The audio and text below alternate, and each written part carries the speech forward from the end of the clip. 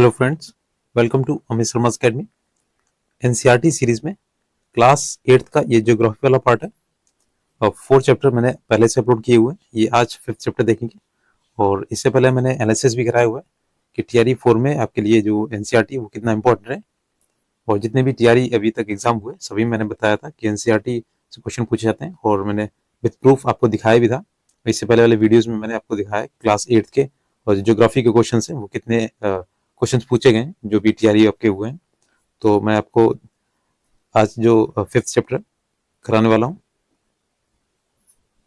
5th chapter रहेगा उद्योग का। तो इससे पहले मैंने जो 4 चैप्टर का है आप जरूर देखिएगा क्योंकि एनसीईआरटी का एक एक क्वेश्चन जो है, एक एक पैराग्राफ बहुत इंपॉर्टेंट है, काफ़ी क्वेश्चंस बनते हैं इसमें। देखिए जो स्टोरी है उसको मैं बताते हुए आपको जो स्टेट वो आपका चैप्टर है वो पूरा कंप्लीट कराऊंगा क्योंकि आपको स्टोरी जो है आगे चल के आप अगर बीपीएससी टीचर बनेंगे तो बच्चों को उसी तरीके से समझानी पड़ेगी और ये आपकी जो स्टोरी है ये आपको अच्छे से समझ में आएगी और क्वेश्चंस भी जो इसमें इंक्लूड हैं वो आपको अच्छे से याद होंगे।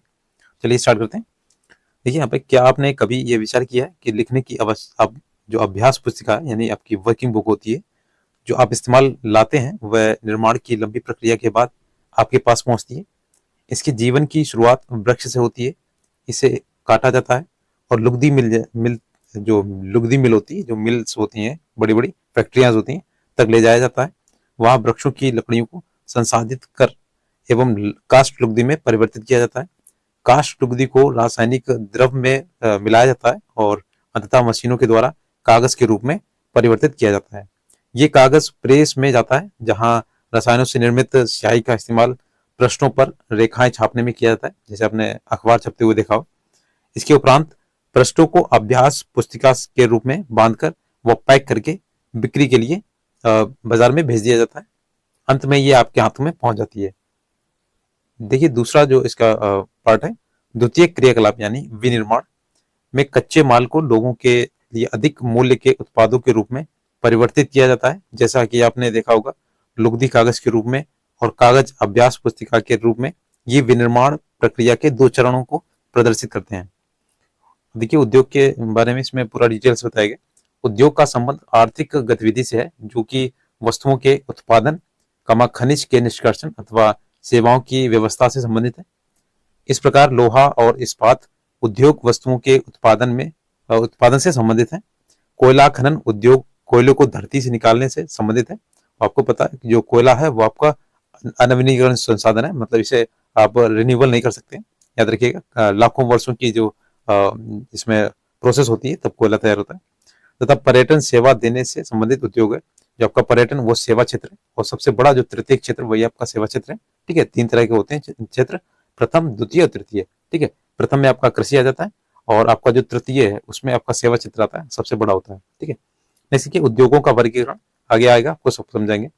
उद्योगों का वर्गीकरण कच्चा माल का आकार और स्वामित्व के आधार पर किया जाता है। फर्स्ट देखिए आपका कच्चा माल, तो कच्चे माल के उपयोग के आधार पर उद्योग कृषि आधारित, खनिज आधारित और समुद्र आधारित और वन आधारित हो सकता है। तो ये कैटेगरी है कच्चा माल की। अब देखिए यहाँ पे क्रियाकलाप जो बच्चों को कराना है, कपास के खेत में अपने घर तक अपनी कमीज की यात्रा का पता लिखिए। तो ये बच्चों को बताने लायक चीजें हैं। ठीक है, यहाँ पे देखिए ये आपका जो बांस है उसका दिखाया गया। नेक्स्ट है कि कृषि आधारित जो उद्योग है, देखिए कृषि आधारित कच्चे माल के रूप में वनस्पति और जंतु आधारित उत्पादों का उपयोग करते हैं। खाद्य संसाधन, वनस्पति तेल और सूती वस्त्र, डेयरी उत्पाद और चर्म उद्योग कृषि आधारित उद्योगों के उदाहरण है। अब देखिए नेक्स्ट है जो खनिज आधारित है उद्योग। ये प्राथमिक उद्योग है जो खनिज अयस्कों का उपयोग करके कच्चे माल के रूप में करते हैं। इन उद्योगों के उत्पाद अन्य उद्योगों का पोषण करते हैं। अयस्क से निर्मित लोहा खनिज आधारित उद्योग का उत्पाद है। ये कई अन्य उत्पादों के विनिर्माण के लिए कच्चे माल के रूप में प्रयुक्त किया जाता है, जैसे भारी मशीनों, भवन निर्माण सामग्री तथा रेल डिब्बे बनाने में। तो आपका जो खनिज आधारित उद्योग है ये आपका इसमें होता है। नेक्स्ट है कि समुद्र आधारित जो उद्योग है, सागरों और महासागरों से प्राप्त उत्पादों का उपयोग कच्चे माल के रूप में करते हैं। समुद्री खाद्य प्रसंस्करण उद्योग और मत्स्य तेल निर्माण इसके कुछ उदाहरण हैं। वन आधारित उद्योग, जैसे वनों से प्राप्त उत्पाद का उपयोग कच्चे माल के रूप में करते हैं। लुगदी एवं कागज औषध रसायन, फर्नीचर, भवन निर्माण, वनों से संबंधित उद्योग है। जो भी आपके वन से रिलेटेड है वो सभी आपके वन आधारित है। जैसे कि आकार के आधार पर, तो उद्योगों के आकार का तात्पर्य विनिवेश, जो आपका निवेश की गई पूंजी की राशि और नियोजित लोगों की संख्या, उत्पादन की मात्रा से आकार के आधार पर उद्योगों को दो भागों में बांटा गया। एक लघु आकार के उद्योग और एक होते हैं बृहत्तम आकार के उद्योग।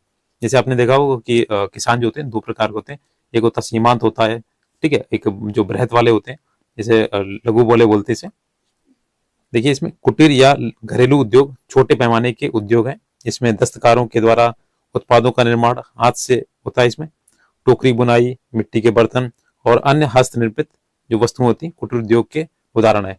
तो छोटे सीमांत किसान होते हैं वो छोटे पैमाने पर जैसे कृषि करते हैं, उसी तरीके से ये आपके जो छोटे घरेलू जो आपके होते हैं वो आपके कुटीर उद्योग होते हैं, ठीक है। तो ये छोटे मतलब स्तर पर की जाती हैं। बड़े पैमाने के उद्योग जो जैसे बड़ी मात्रा में वस्तुओं का उत्पादन करते हैं, उनकी तुलना में छोटे पैमाने के उद्योग कम पूंजी व प्रौद्योगिकी का उपयोग करते हैं। बड़े पैमाने के उद्योगों में पूंजी का निवेश अधिक और प्रयुक्त प्रौद्योगिकी उच्च स्तरीय होती है। रेशम बुनाई और खाद्य प्रक्रमण उद्योग लघु पैमाने के उद्योग हैं। ऑटोमोबाइल, भारी मशीनों का जो उत्पादन है बड़े पैमाने के उद्योग है, जो भी बड़ी बड़ी फैक्ट्रियां हैं। नेक्स्ट है कि स्वामित्व। ये स्वामित्व के आधार पर उद्योगों को निजी क्षेत्र, राजस्व स्वामित्व अथवा सार्वजनिक क्षेत्र, संयुक्त क्षेत्र और सहकारी क्षेत्र में वर्गीकृत किया गया है। तो ये आपके स्वामित्व के आधार पर है। देखिए निजी क्षेत्र के उद्योगों का स्वामित्व और संचालन या तो एक व्यक्ति द्वारा होता है या व्यक्तियों के समूह द्वारा किया जाता है।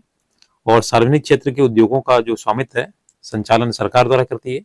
जैसे आपका हिंदुस्तान एरोनॉटिक्स लिमिटेड और आपका स्टील अथॉरिटी ऑफ इंडिया, ये HL हो गया, और ये आपका स्टील अथॉरिटी ऑफ इंडिया, ये आपका स्टील। और ये देखिए संयुक्त जो क्षेत्र के उद्योग का नेक्स्ट देखिए इसमें स्वामित्व जो होता है संयुक्त क्षेत्र का, इसमें संचालन राज्यों और व्यक्तियों अथवा व्यक्तियों के समूह द्वारा किया जाता है। मारुति उद्योग लिमिटेड संयुक्त क्षेत्र के उद्योग का एक उदाहरण है।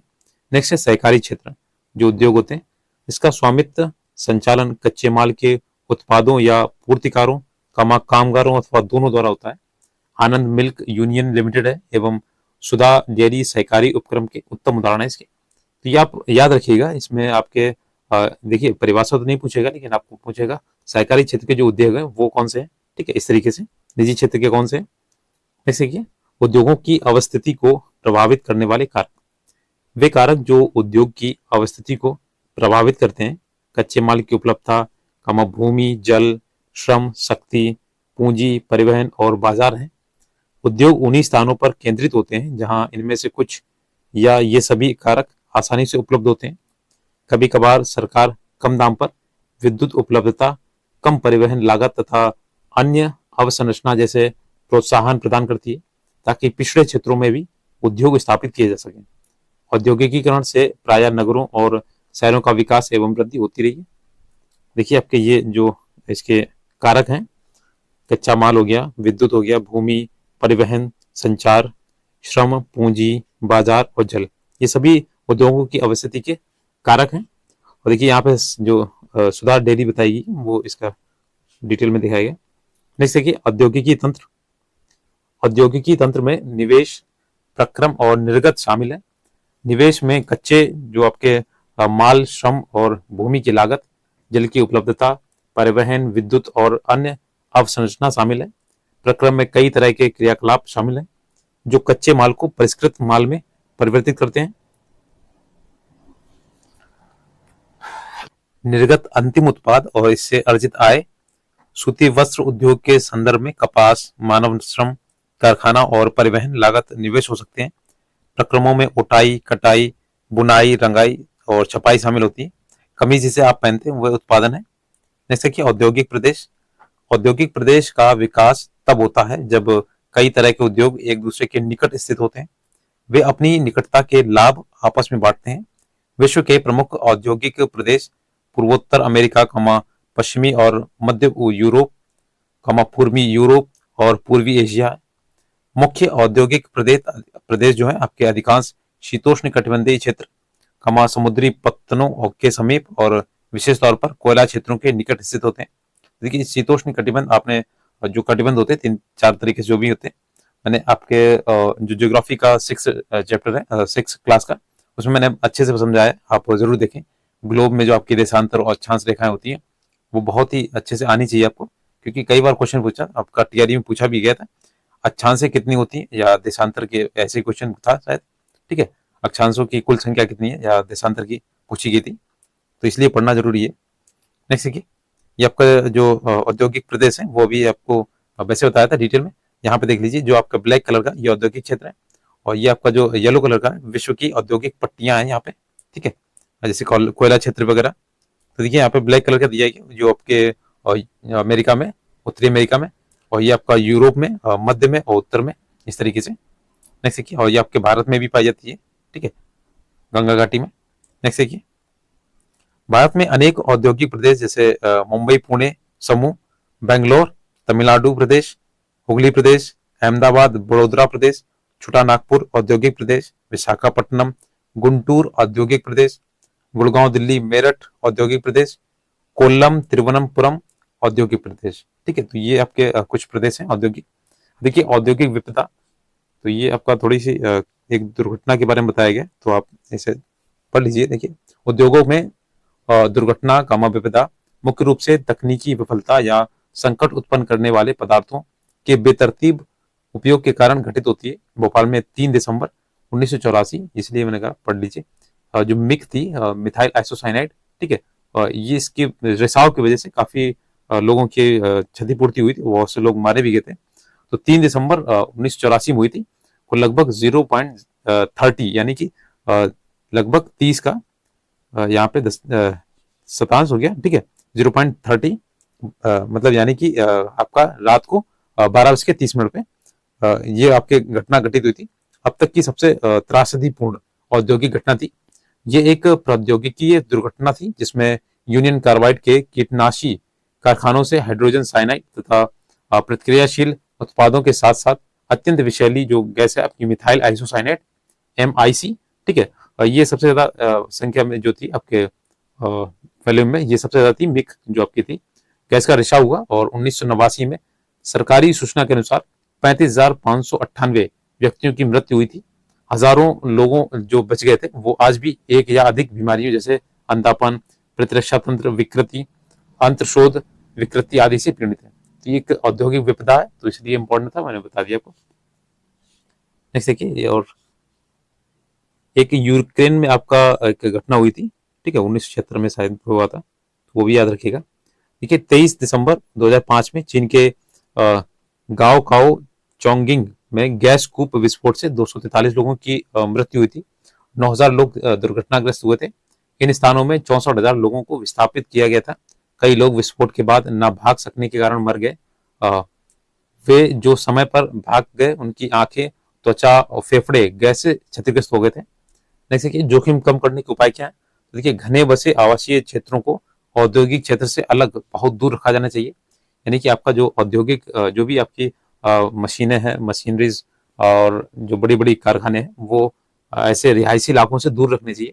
ठीक है, उद्योगों के समीप बसने वाले लोगों को दुर्घटना होने की स्थिति में विषैले या खतरनाक पदार्थों के संग्रहण और उनके संभव प्रभावों का ज्ञान होना चाहिए। आग की चेतावनी और अग्निशमन की व्यवस्था को उन्नत किया जाना चाहिए। फोर्थ देखिए, विषैले पदार्थों के भंडारण क्षमता की सीमा होनी चाहिए।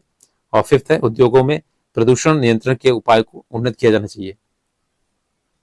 नेक्स्ट देखिए, प्रमुख उद्योग इसमें जो भी है आपके, देखिए विश्व के प्रमुख उद्योगों जैसे उद्योग आपके हैं लोहा इस्पात उद्योग, सूती वस्त्र उद्योग और सूचना प्रौद्योगिकी उद्योग। लोहा इस्पात उद्योग कमा जो वस्त्र उद्योग काफी पुराने उद्योग है, जबकि जो सूचना प्रौद्योगिकी उद्योग है ये एक नया उभरता उद्योग है।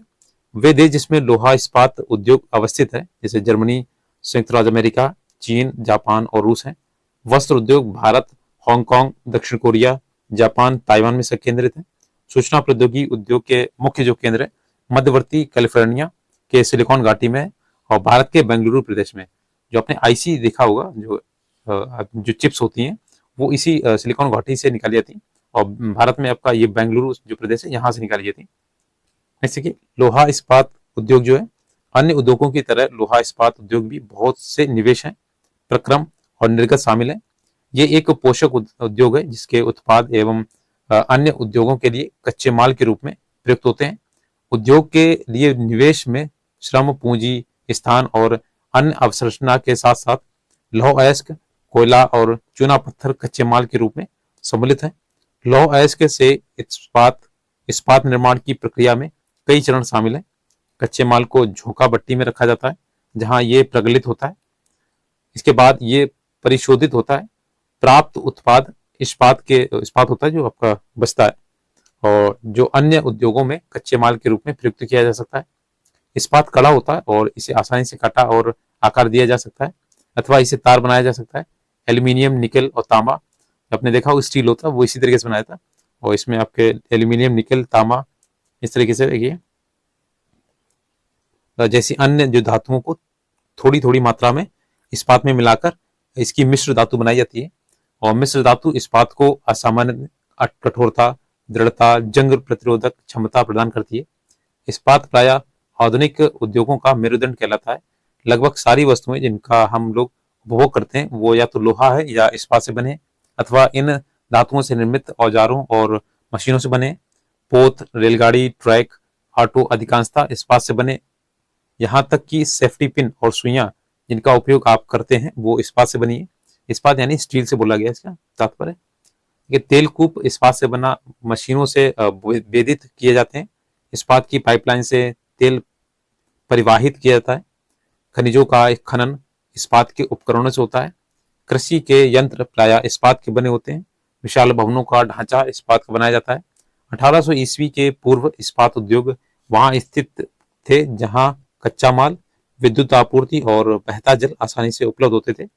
बाद में उद्योग के लिए आदर्श स्थित कोयला क्षेत्र के समीप नहरों और रेलवे के निकट थी।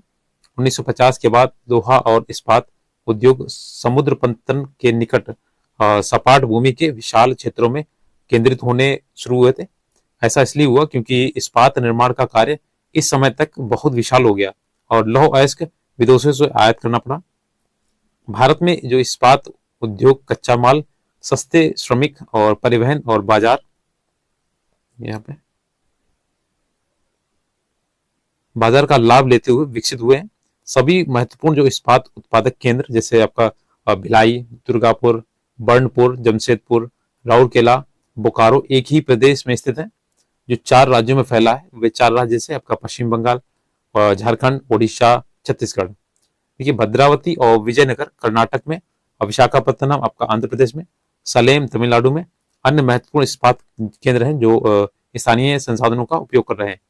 इसमें देखिए एक पॉइंट भी लिखा हुआ है, मैं आपको दिखा रहा हूँ। ये देखिए प्रमुख लोहा इस्पात जो उत्पाद के केंद्र हैं वो दिए गए हैं और ब्लैक कलर के। देखिए ब्राजील हो गया, ये आपका अफ्रीका में, और यहाँ पे भारत में जो आपका दिए गए 4 जो राज्यों में विस्तृत है। ऑस्ट्रेलिया में भी, जापान में, इस तरीके से, उत्तरी अमेरिका। और यहाँ पे देखिए एक पॉइंट रह गया था आपका, ये देखिए इस्पात का जो उत्पादन है किस तरीके से किया जाए। जैसे 8 टन कोयला और 4 टन अयस्क है, इसमें 1 टन चूना पत्थर मिला है तो 1 टन इस्पात आपका बन गया। ठीक है, और यहीं पे देखिए एक प्रगलन, कुछ इसमें पॉइंट्स हैं जो पढ़ने जरूरी है। देखिए उभरते हुए उद्योग सनराइज उद्योग के नाम से भी जाने जाते हैं। इसमें सूचना प्रौद्योगिकी, स्वास्थ्य लाभ, सत्कार एवं ज्ञान से संबंधित उद्योग शामिल होते हैं। जैसे कि जो सनराइज उद्योग होते हैं इन्हें बोलते हैं। अब प्रगलन आपने क्लास 10th में पढ़ा होगा, प्रगलन और ये आपका निष्कर्षण वाली विधियां जो होती हैं, वात्या भट्टी आपने पढ़ी होगी इस तरीके से। तो प्रगलन एक ऐसी प्रक्रिया है जिसमें धातुओं को उसके अयस्कों द्वारा गलनांक, जो गलनांक बिंदु है, मेल्टिंग पॉइंट है, बिंदु से अधिक तपाकर निष्कासित किया जाता है। ये पॉइंट जरूरी था आपको पढ़ना क्योंकि जो बॉक्स में क्वेश्चन होते हैं ये बहुत पूछे थे। देखिए ये आपने भट्टी पढ़ी होगी, ये वात्या भट्टी और शायद वाट्य भट्टी है। ठीक है, इस तरीके से झोंका भट्टी में लौह अयस्क से इस्पात तक जो प्रोसेस है वो दिखाएगी पूरी। देखिए यहाँ पे 1850 से 1950 तक सर्वोत्तम अवस्थिति, और ये आपका 1800 से पूर्व सर्वोत्तम स्थिति और 1950 में अब तक सर्वोत्तम स्थिति, यानी कि आपका औद्योगिकीकरण का विकास हुआ है। ठीक है, नेक्स्ट देखिए। अब देखिए जमशेदपुर जो आपका यहाँ पे 1947 से पूर्व भारत में केवल एक इस्पात का कारखाना था, Tata iron and steel company limited, TISCO. ये निजी स्वामित्व में था। स्वतंत्रता के पश्चात सरकार ने यह कार्य अपने हाथ में ले लिया और बहुत से लोहा इस्पात संयंत्र स्थापित किए। झारखंड में स्वर्ण रेखा और खरकई नदियों के संगम के समीप साकची में 1907 में टिस्को की शुरुआत की गई। बाद में साकची का नाम बदलकर जमशेदपुर रखा गया। भौगोलिक रूप से जमशेदपुर देश में लोहा इस्पात केंद्र के रूप में सर्वाधिक सुविधाजनक स्थान पर है। नेक्स्ट देखिए, ये आपको देखिए दिखाया गया जो जमशेदपुर में लोहा इस्पात उद्योग की अवस्थिति पूरी दिखाई गई। ठीक है, तो ये देखा आपका टिस्को है, इस्पात टाटा इस्पात कार्य यहाँ पे होता है। ये सुवर्ण रेखा नदी है। ठीक है, ये आपका देखिए खरकई नदी है। ठीक है, तो इस तरीके से कहा गया, और जो मुख्य सड़क वगैरह है और ये रेलवे लाइन है। नेक्स्ट देखिए, साकची को कई कारणों से इस्पात संयंत्र स्थापित करने के लिए चुना गया। यह स्थान बंगाल नागपुर रेल मार्ग पर काली माटी स्टेशन में मात्र 32 किलोमीटर की दूरी पर है। यह स्थान लौह अयस्क कोयला और मैग्नीज निक्षेपों के साथ साथ कोलकाता के निकट भी था, जहां विशाल बाजार उपलब्ध था। टिस्को को झरिया कोयला क्षेत्रों से कोयला और उड़ीसा तथा छत्तीसगढ़ से लौह अयस्क चूना पत्थर और डोलोमाइट और आपका मैग्नीज प्राप्त होता है। खरकई और स्वर्ण रेखा जो आपकी नदी है सबसे प्राप्त जो पर्याप्त जल की आपूर्ति होती है। सरकारी प्रोत्साहनों से इसे पर्याप्त पूंजी उपलब्ध हुई। जमशेदपुर में टिस्को की स्थापना के बाद कई अन्य औद्योगिक संयंत्र स्थापित किए गए। इसमें रसायन, इंजनों के पुर्जे, कृषि उपकरण, मशीनें, जिनकी चादरें, केबल और तार का उत्पादन किया जाता है। भारत में लौह इस्पात उद्योग के विकास से त्वरित औद्योगिक विकास आरंभ हुआ। भारतीय उद्योग के लगभग सभी क्षेत्र अधिकांशतः अपने आधारभूत अवसंरचना के लिए लोहा इस्पात उद्योग पर निर्भर है। भारतीय लोहा इस्पात उद्योग में बृहत्तम समाकलित इस्पात संयंत्रों के साथ साथ लघु इस्पात मिल भी सम्मिलित है। इसमें द्वितीयक उत्पादक और रोलिंग मिल और सहायक उद्योग भी शामिल है। अब नेक्स्ट देखिए, पीटर्सबर्ग, जो आपका पिट्सबर्ग है, ये आपका यूएसए यानी संयुक्त राज्य अमेरिका का एक महत्वपूर्ण इस्पात नगर। इसमें पिट्सबर्ग के इस्पात उद्योग को स्थानीय सुविधाएं उपलब्ध है। कच्चा माल जैसे कोयला पिट्सबर्ग में भी उपलब्ध है, जबकि लौह अयस्क मिनेसोटा की लोहे की खानों से प्राप्त होता है, जो पिट्सबर्ग से लगभग 1500 किलोमीटर दूर है। इन खानों और पिट्सबर्ग के बीच नौ परिवहन का सर्वोत्तम मार्ग ग्रेट लेग्स जलमार्ग आता है। ये अयस्क के नौ परिवहन हेतु सस्ता मार्ग है, और आपने देखा होगा जो समुद्री मार्ग होता है वो सबसे सेफ होता है और सबसे सस्ता होता है। ठीक है, ग्रेट लेग्स से पीटरबर्ग क्षेत्र तक लौह अयस्क रेलगाड़ियों से लाया जाता है। ओहियो मोनोगहेला और एलघनी नदियों से पर्याप्त जल प्राप्त होता है। तो पढ़ लीजिएगा ये नाम। ठीक है, आज पीटर्सबर्ग में बहुत कम बड़ी इस्पात मिल है। ये मिल पिट्सबर्ग के ऊपर मोनोगहेला और एल्गी नदी की घाटियों में तथा पिट्सबर्ग के नीचे ओहियो नदी के सहारे स्थित है। परिष्कृत इस्पात स्थल और जल दोनों मार्गों द्वारा बाजार में भेजा जाता है। पिट्सबर्ग क्षेत्र में इस्पात मिलों के अतिरिक्त कई अन्य कारखाने हैं। ये रेल पटरी उपकरण और भारी मशीनों के उत्पाद में इस्पात का प्रयोग करके या कच्चे माल के रूप में इसका करते हैं। सूती वस्त्र उद्योग देखते हैं, और धागे से कपड़े की बुनाई एवं एक प्राचीन कला है। कपास, ऊन, सिल्क, जूट और पटसन का प्रयोग वस्त्र निर्माण में होता है। उपयोग में लाए गए कच्चे माल के आधार पर वस्त्र उद्योगों का वर्गीकरण किया जाता है। रेशे वस्त्र उद्योग के कच्चे माल हैं। रेशे प्राकृतिक या मानव निर्मित हो सकते हैं। प्राकृतिक रेशे ऊन, सिल्क, कपास, लिनन और जूट से प्राप्त किए जाते हैं। और मानव निर्मित रेशों में जैसे आपका नायलॉन हो गया, पॉलिस्टर, एक्रिलिक और रेयान शामिल है। ये आपका टीआरई में पूछा गया था, इसमें मानव निर्मित कौन सा जो आपका रेशा है वो कौन सा है। ठीक है, इंपॉर्टेंट है, याद रखिएगा। सूती वस्त्र उद्योग विश्व के प्राचीनतम उद्योगों में से एक है। 18वीं सदी की औद्योगिक क्रांति तक सूती वस्त्र हस्तकताई तकनीकों एवं हथकरघों से बनाया जाता है। 18वीं सदी में पावर लूम ने पहले ब्रिटेन में और बाद में विश्व के अन्य दूसरे भागों में सूती वस्त्र उद्योग के विकास को आगे बढ़ाया। आज भारत, चीन, जापान और संयुक्त राज्य अमेरिका सूती वस्त्र के उद्योग जो आपके सूती वस्त्र महत्वपूर्ण उत्पादक हैं। भारत में अत्युत्तम गुणवत्ता के सूती वस्त्र उत्पादन करने की गौरवपूर्ण परंपरा रही है। ब्रिटिश शासन से पूर्व हाथ से कते और हाथ से बुने हुए वस्त्रों का एक विस्तृत भारतीय बाजार था। ढाका का मलमल, मसूलीपट्टनम की छींट, कलीकट के केलिको तथा बुरहानपुर, कमा सूरत, वडोदरा और सुनहरी जरी के काम वाले सूती वस्त्र गुणवत्ता और डिजाइनों के लिए विश्वविख्यात हैं। लेकिन हाथ से बने होने के कारण सूती वस्त्र का उत्पादन महंगा और बनने में अधिक समय लेता है। इसलिए परंपरागत सूती वस्त्र उद्योग पश्चिम के नए वस्त्र मिलों में प्रतिस्पर्धा नहीं करता है, जो सस्ते व अच्छी गुणवत्ता वाले वस्त्रों का निर्माण यंत्रीकृत औद्योगिक यूनिट में करते थे। पहली सफल जो यंत्रीकृत जो वस्त्र मिल मुंबई में 1854 में स्थापित की गई थी।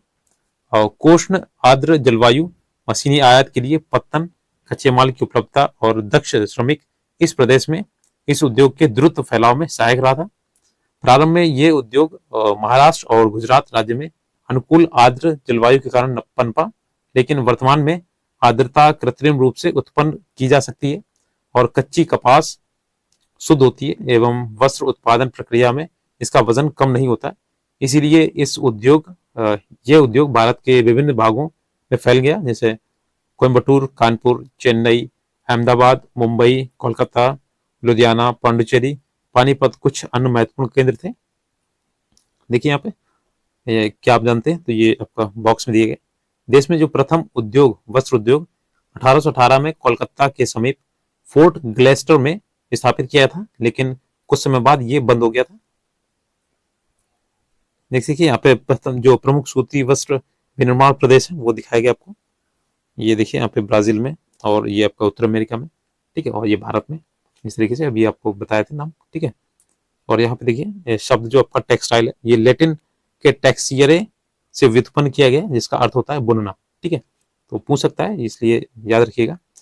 और देखिए ग्रेट लेग्स के नाम, जो आपकी ग्रेट लेग्स हैं, ये कई बार पूछा जाता है आपके, जैसे आपने बीपीएससी का एग्जाम दिया हो या पीसीएस वगैरह किसी का, तो ग्रेट लेग्स में कौन कौन सी आपकी जो झीलें होती है वो आती हैं। तो देखिए सुपीरियर, ह्यूरन, ओंटारियो, मिशिगन और इरी, ये आपकी 5 है। मोस्ट इंपॉर्टेंट, बहुत पूछा जाता है, ठीक है, और कई बार ये क्वेश्चन आपको रिपीट मिलेगा। इन 5 झीलों में से सुपीरियर झील सबसे बड़ी है और अन्य की तुलना में उच्च ऊर्ध्व प्रवाह पर स्थित है। तो ये आपकी ग्रेट लेग्स हैं, ठीक है, 5 जो आपकी लेग्स हैं, सबसे बड़ी आपकी सुपीरियर झील है। नेक्स्ट देखिए,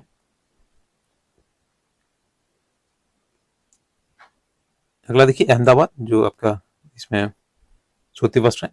देखिए अहमदाबाद गुजरात में साबरमती नदी के तट पर स्थित है।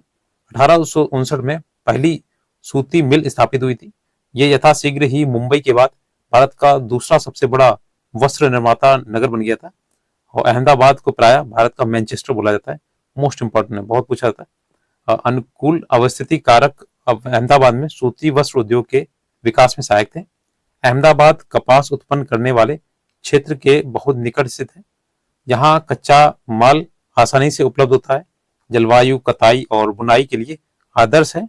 सपाट भूभाग और भूमि की आसानी से उपलब्धता मिलों की स्थापना में उपयुक्त है।